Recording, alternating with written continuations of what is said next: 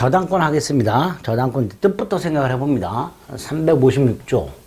저당권자는 채무자 또는 제3자가 점유를 이전하지 아니하고 채무의 담보로 제공한 부동산에 대하여 다른 채권자보다 자신 채권의 우선 변제를 받을 권리가 있다. 여기까지가 저당권의 뜻이죠. 여기서 이제 제3자는 물상 보증인을 말합니다.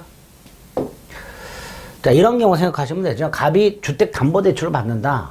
은행 가서 1억을 빌리면서 자신의 101호 아파트를 담보로 제공하면, 물론 이 101호가 갑소유라면, 이제 채무자 소유라면 채무자가 제공하는 거고요. 만약에 이 101호가 부인 병소유다. 그럼 채무자는 갑이 되는 거고요. 담보를 제공한 사람은 제3자가 되는 거예요. 이건 이제 물상보증이라고 하죠. 어쨌든 그 101호에다가 은행이 저당권을 갖고 있다가 나중에 갑이 돈을 갚지 않으면 그 101호를 경매를 넣어서 그 경매 대가로부터 우선 면제를 받는 권리를 저당권이라 한다 생각하시면 돼요. 저당권은 특징이요. 그 담보물을 점유하지 않는다. 이걸 특징으로 합니다. 이게 이제 저당권의 뜻이다 생각하시면 돼요. 자, 저당권의 효력을 몇 가지 쭉 확인하셔야 됩니다. 첫 번째, 358조 저당권의 효력의 범위. 저당권은 그 저당 부동산, 토지나 건물에 부합된 물건과 종물에도 효력이 미친다. 다시 말해서 이 토지 또는 건물이 경락이 돼서 경락인에게 소유권이 넘어가는 경우 경락인은 부합물과 종물도 소유권을 취득한다, 이런 뜻입니다. 물론 당사자가 다른 약정할 수 있어요. 즉 저당권의 효력은 부합물 또는 종물에 미치지 않는다 라고 약정할 수 있고요. 그 약정이 있다면 그 약정대로 효력이 미치지 않게 됩니다. 다시 말해서 부합물 종물에 저당권 효력이 미친다, 이제 임의 규정이다, 이런 뜻이에요. 자, 부합물은 뭐고 종물은 뭐냐? 부합물은 그 부동산 일부인 물건을 말합니다. 쉽게 분리하기가 불가능한, 어려운 그런 물건을 부합물이라고 한다 생각하시면 돼요. 주유소 부지와 주유소 건물의 저당권이 설정된 상태에서 부지 및 건물이 경매가 되면 경락인은 부지 및 건물뿐만 아니라 그 부합물인 유류 저장 탱크, 이것도 취득하게 되고요. 이게 부합물이고요. 반면에 종물은 부동산과는 별도로 독립한 물건, 주유기 같은 거, 세차기 같은 거, 이런 게 독립한 물건이에요. 이 두 가지는 뭐 이것뿐만 아니라 진공청소기도 있을 것이고요. 이런 것들은 고장이 나거나 신형이 나오면 쉽게 분리하여 새 걸로 설치가 가능하죠. 그러니까 이 주유기나 세차기는 부지나 건물의 일부가 아닌 독립물인데, 그 독립한 물건 중에서 주된 물건의 일상용도에 꼭 필요한 물건, 이게 종물입니다. 그럼 주유소의 일상용도는 주유잖아요. 그 주유에 꼭 필요한 물건이 뭐예요? 주유기죠. 그러니까 요게 종물이 되는 거고요. 결과적으로 세차기는 부합물도 아니고 종물도 아니게 됩니다. 이게 358조의 취지다. 그 다음, 부합물에 저당권에 효력이 미친다는 건 이런 의미다. 갑소유 건물에 저당권이 있는 상태에서 을이 증축을 했고 이 증축한 부분이 기존 건물에 부합이 되어버리면 기존 건물에 설정된 저당권 효력은 이 부합된 증축 부분에도 미친다. 따라서 병이 기존 건물을 경매를 넣었을 때 경매 법원이 기존 건물만 경매 목적물로 평가를 하고 이 증축 부분을 설령 누락했다 하더라도, 경매 목적물로 평가하지 않았다 하더라도 경락인은 증축 부분의 소유권을 취득하게 됩니다. 부합물로 꼭 기억하셔야 되고요. 종물과 관련해서는 종된 권리를 기억합니다. 종된 권리. 갑소유 땅에 을소유 건물이 있고요. 을이 갑소유 땅에서 건물을 소유하기 위해 땅의 지상권, 전세권, 임차권 등을 가지고 있더라. 이때 을의 건물 소유권이 주된 권리고요. 그 건물 소유를 목적으로 하는 갑소유 땅에 대한 지상권 등이 종된 권리인데 을이 건물을 담보로 돈을 빌리면서 건물의 저당권을 설정했다면, 즉 주된 권리의 저당권이 설정됐다면 그 저당권은 종된 권리에도 효력이 미친단 말이죠.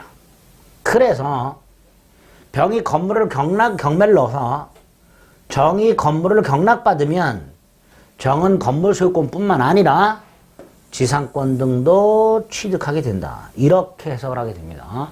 이게 이제 부합물 종물에서 조문과 관련해서 꼭 기억하셔야 될 내용 두 가지입니다. 359조 저당 목적물의 과실.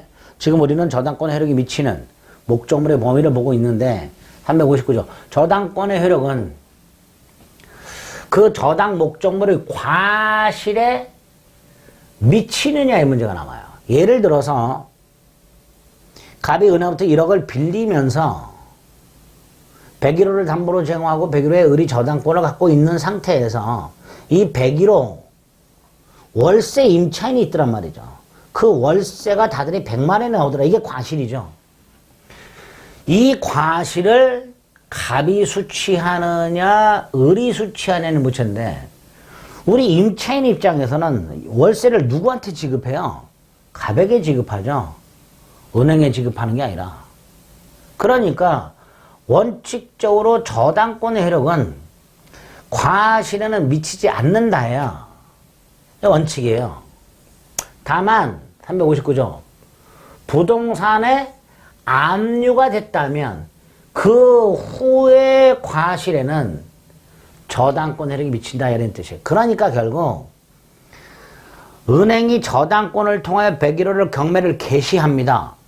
그럼 유치권에서 봤지만 경매 개시 결정 등기가 되면 101호가 압류가 되죠. 그 후에는 저당권 효력이 과실에도 미친다. 이렇게 됩니다. 정확하게 압류 후에 미친다. 이렇게 기억을 꼭 해 주셔야 됩니다. 360조 피담보 채권의 범위. 이 피담보 채권의 범위는 저당권자가 경매 대가로부터 무엇을 얼마까지 우선 변제받는가. 이게 피담보 채권의 범위죠. 원본, 원금을 말하죠. 빌려준 거. 약정이자, 저당권 실행비용, 감정평가비용 같은 거. 그 다음 이제 가운데 게 문제가 되죠. 위약금은 특약이 있고요. 위약금을 주기로 하는 특약. 돈을 못 갚으면 얼마를 배상한다. 이런 특약을 하고, 그게 등기가 되어 있으면 이것도 우선 변제 받을 수 있습니다. 그 다음 요놈. 채무 불행으로 인한 손해배상.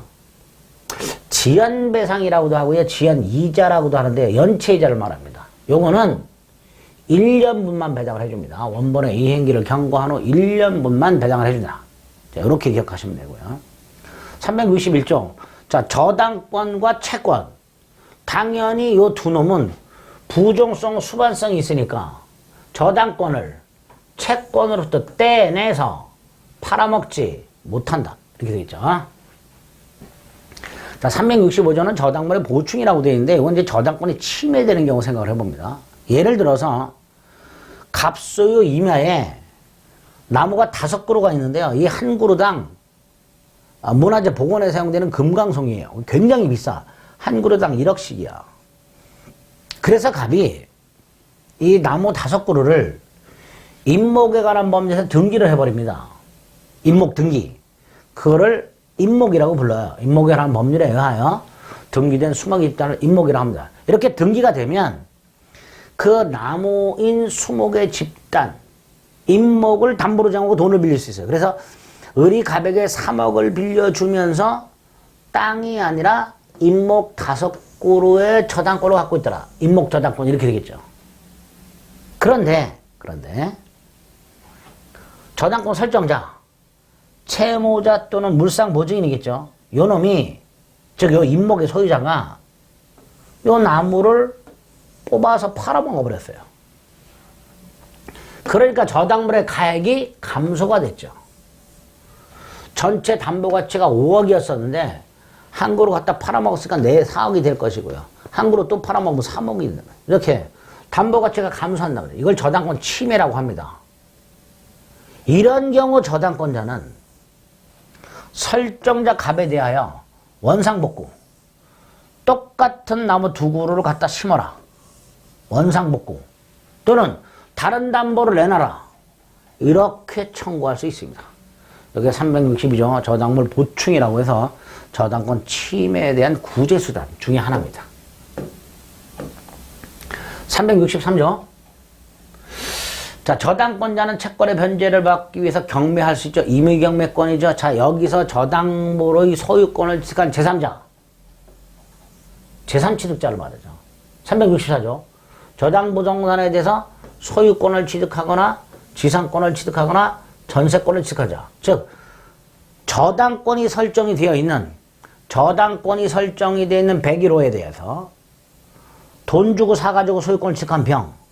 물론 이 병은 갑이 을로부터 빌린 이 1억 채무를 인수하지 않습니다. 이렇게 채무를 인수하지 않은 채 저당권이 설정된 목적물의 소유권을 취득한 사람, 또는 저당권이 설정된 목적물에 대하여 소유권, 지상권, 전세권을 취득한 사람, 물론 이 사람도 채무를 인수하지 않죠. 이런 사람들을 제3취득자라 하고요.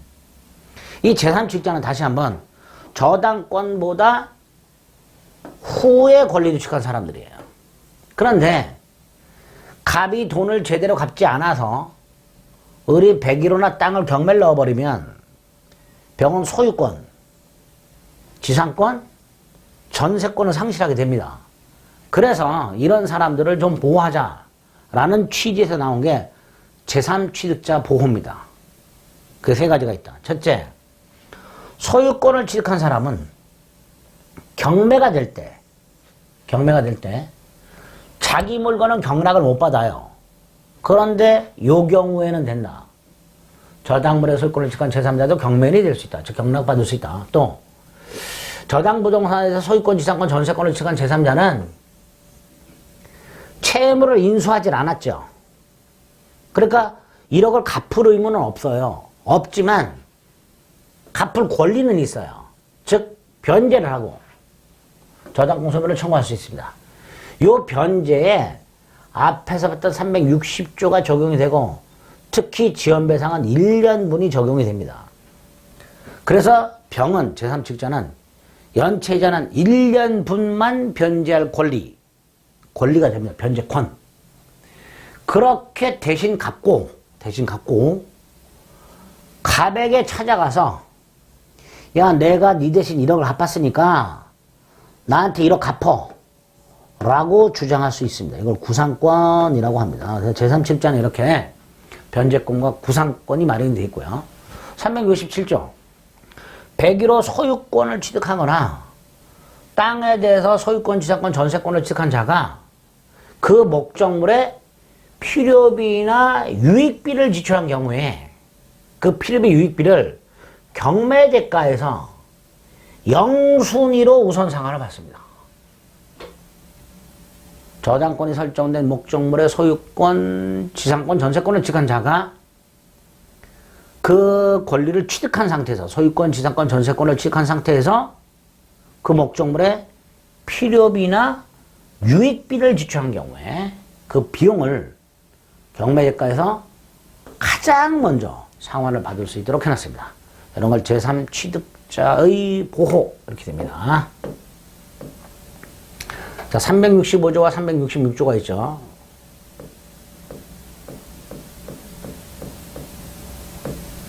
순서대로 봐야 되겠네.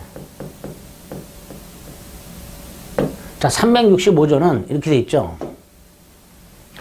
토지를 목적으로 저당권을 설정한 다음에 설정자가, 즉 토지 소유자가 건물을 지었어요. 이때 토지 저당권자는 토지만 경매할 수도 있고 토지와 함께 건물도 경매할 수 있습니다. 이걸 토지 건물 일괄 경매권이죠. 물론 건물 경매 대가에서는 우선 변제를 받지 못합니다. 토지 경매 대가에서는 우선 변제를 받죠. 어째서 365조는 건물 없는 땅에 저당권 설정되고 건물이 지어지는 경우고요. 366조는 땅이 있고 건물이 있어요. 거기에 저당권이 설정이 돼요. 그때 소유자가 똑같아. 땅이 있고 건물이 있는데 소유자가 동일해. 그 상태에서 저당권이 설정이 돼. 그리고 그 저당권이 실행이 돼. 그래서 땅과 건물의 소유자가 달라져. 이럴 때 건물 소유자가 법정 지상권을 취득하게 됩니다. 법정 상권은 유상이기 때문에 지료를 지급해야 되고요. 지료는 당사자 협의로, 협의가 안 되면 당사자 청구에 의하여 법원이 정하게 됩니다.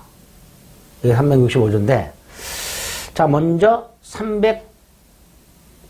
366조, 요거 법정 상권을 먼저 확인해 보면 보세요. 갑소유 땅, 갑소유 건물 있죠. 자, 건물이 있고 땅이 있어요. 그 상태에서 저당권이 설정이 됩니다. 그리고, 아이고야. 땅이 있고 소유자가 동일한 상태에서 저당권이 설정이 되고요. 그 다음에 그 저당권이 실행 경매가 돼요. 그래서 땅이 병역이 경락이 돼버리죠. 그러면 땅과 건물의 소유자가 달라지게 됐죠. 그러니까 건물 소유자 갑이 지상권을 취득하게 됩니다. 이게 366조 법정상권이에요. 그런데 366조 법정상권 인정이 되려면 다시 한번 저당권 설정 당시에 이미 건물이 있어야 되고 소유자가 동일해야 된단 말이죠. 그러니까 365조 갑소유 땅에 건물이 없어요. 나대지야. 거기에 저당권이 먼저 설정이 돼요. 그리고 나서 갑이 건물을 지어서 소유하고 있어요. 이때 땅이 경매가 됨으로써 땅과 건물의 소유자가 달라진다 하더라도 법정 사건이 인정이 안 되기 때문에 건물은 철거가 된단 말이죠. 그러니까 이럴 때 건물 철거를 막기 위해서 일괄 경매권이 인정이 되는 거예요. 이런 경우. 그래서 법정 사건이 인정이 될 때는 일괄 경매가 필요가 없어요. 건물이 철거가 안 되니까. 법정 사건이 인정이 안 되고 건물이 철거가 되니까. 그래서 건물 철거를 막기 위하여 토지 저당권자에게 토지 건물 일괄 경매권을 인정해주고 있는 겁니다. 자, 369조 부종성이라고 되어 있네요. 왜 이렇게 애니메이션 효과가 들어갔나? 369조 부종성. 저당권으로 담보한 채권. 부종성이죠. 채권이 소멸하면 저당권도 소멸하죠. 소멸할 때 말 쓰던 필요 없다 그랬죠. 371조 지상권 또는 전세권을 저당권으로 목적을 한 경우. 자, 지상권 또는 전세권을 저당권으로 목적으로 했다는 건 토지나 건물에 저당권이 설정된 게 아니고 지상권이라든가 전세권이라는 권리에 저당권이 설정됐다는 거야. 갑소유 땅에 을이 지상권이라든가 전세권이라는 권리를 갖고 있어요. 그 상태에서 을이 이 지상권이나 전세권이라는 권리를 담보로 제공하고 돈을 빌려요. 그래서 채권자는 이 지상권이나 전세권의 저당권을 설정하게 됩니다. 이런 걸 이제 지상권, 전세권, 전세권, 저당권 이렇게 부르죠. 지상권, 저당권, 전세권, 저당권 이렇게 부릅니다. 여기에도 지금까지 봤던 그 저당권의 규정을 적용한다는 거죠. 두 번째, 이런 경우에 당연히 을은 병의 동의 없이는, 저당권자의 동의 없이는 함부로 지상권이나 전세권을 소멸시키면 된다, 안 된다? 안 되죠. 지상권을 포기하거나 전세권을 포기하거나 그러면 안 되죠. 그러니까 그런 행위를 하지 못한다. 못을 받고 있죠.